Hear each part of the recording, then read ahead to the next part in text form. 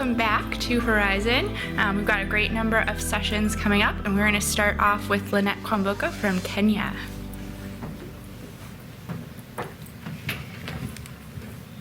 Thank you very much. Good afternoon, everyone.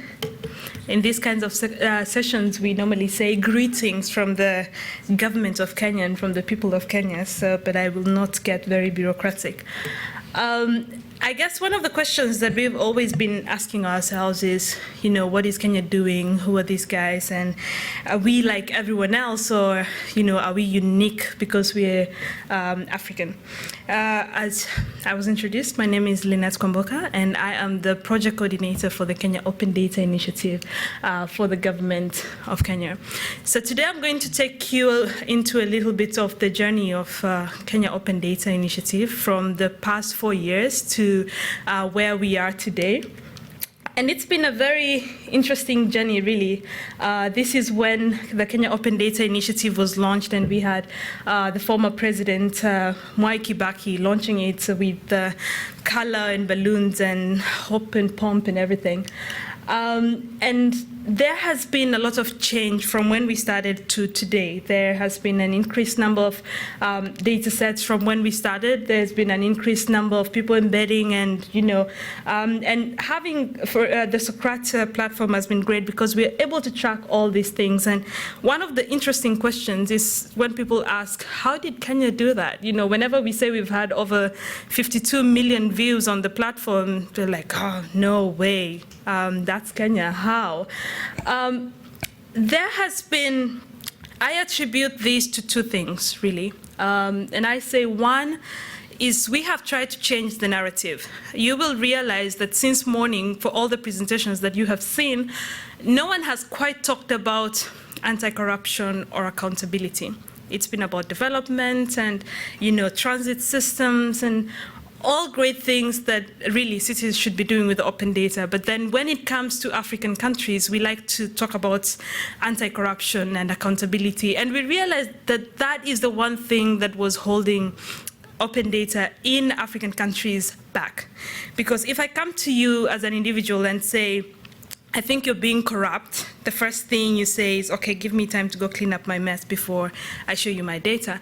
But if I come to you and say, if you give us your data for us to understand where the government is making investments, so we will help SMEs make, better informed decisions, then you're more inclined to, wanting to do that.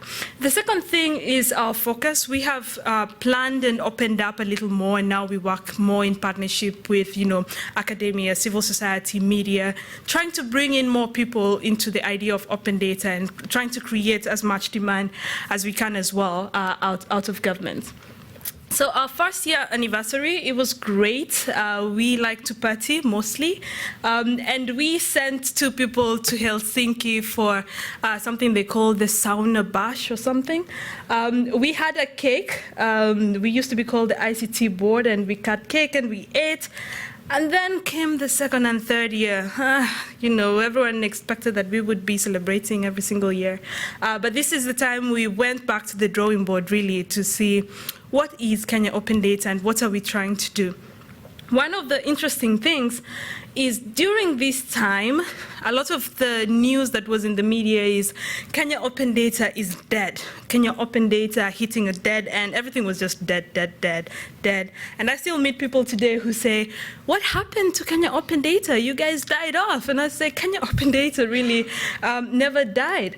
And of course, Mark Twain says there are all sorts of lies. Right?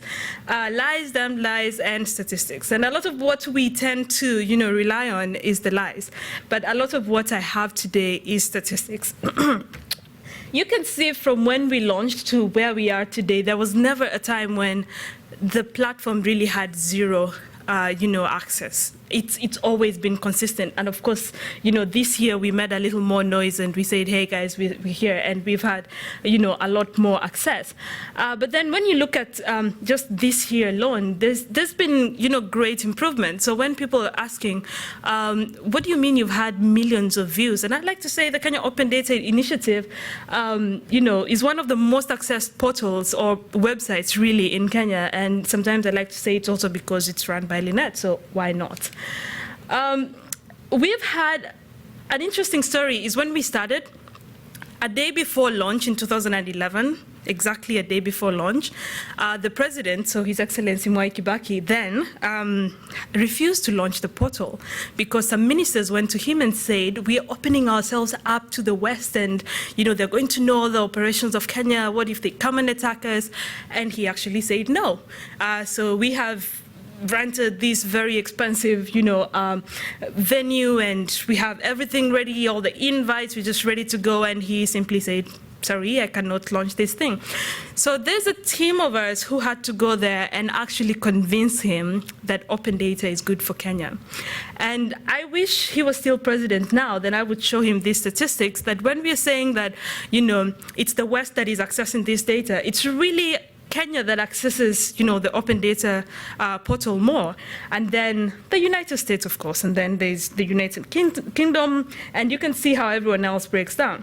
But then when you look at, specific kinds of cities, we have Nairobi, which is at the top, and then we have Thika. Thika is it's not very small. It's a neighboring kind of town to Nairobi, and then we have London and Washington. Where are you folks? Number 8. Wow.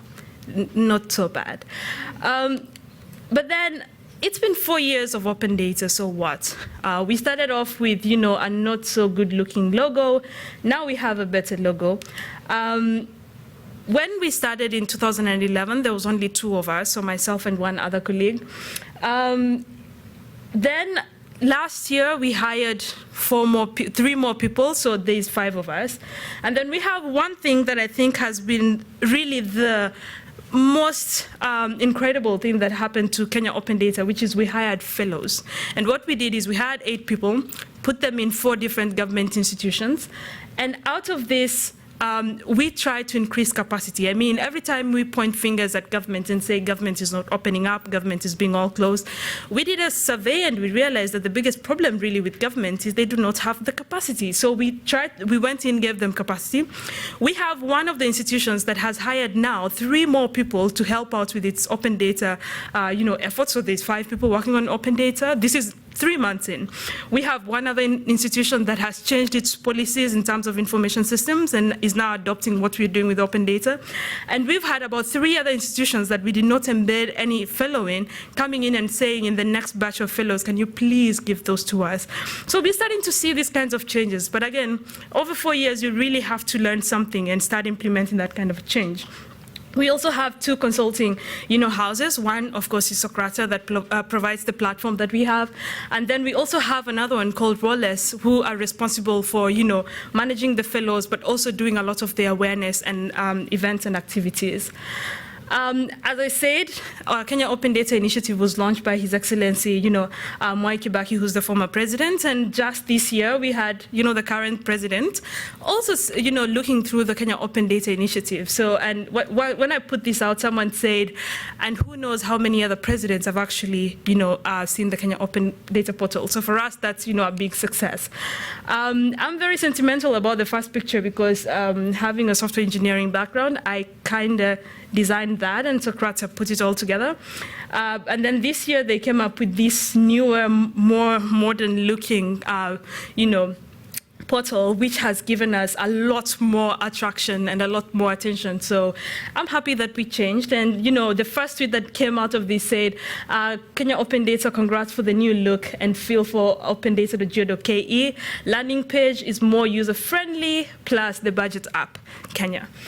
So this is great. And then, so before, there's this thing called the Official Secrets Act, which means that government people, whenever you ask for information, would tell you, sorry, it's government secret. But then we've been working on, legislation. So we have the Access to Information Bill and the Data Protection Bill that have gone through, the first reading in Parliament, which means we're very optimistic that hopefully before end of year, we will have laws that actually legislate the idea of opening up information and citizens having information, but also making sure that very critical information that should not be out in the public is protected. Some of our achievements, of course, we've had a lot of data literacy. We've We've had a lot of standardization in terms of data collection, dissemination. We've created a lot of partnerships. There's a lot of digitization efforts happening within governments now, which is great. There's a lot of startups and businesses that have been started around, the whole movement of open data. Then there's, is that indication that I should stop? Almost there. And then there's initiatives and movements, and then we, of course, have legislation. Almost there. And then there's one of the biggest celebrations I think we've had this year is one of the things I like about cable TV is I get to watch Bloomberg every morning. And out of this, everyone loves Bloomberg because of statistics and all. And this year, Bloomberg partnered with the Open Data Institute in the UK, and they decided to award, companies and individuals and institutions out there that are doing great work around open data. And, the Kenya Open Data Initiative came top 3, in the recognition. So we were very, very proud about that. But then they also decided that I've kind of done some awesome work over the past 4 years. So they also recognized me. So I guess I'm doing something. And I like to say that we are not there yet. We are almost there. Someone said Kenya has heavily invested in an online open data portal, but 77% of the rural population still prefer radio.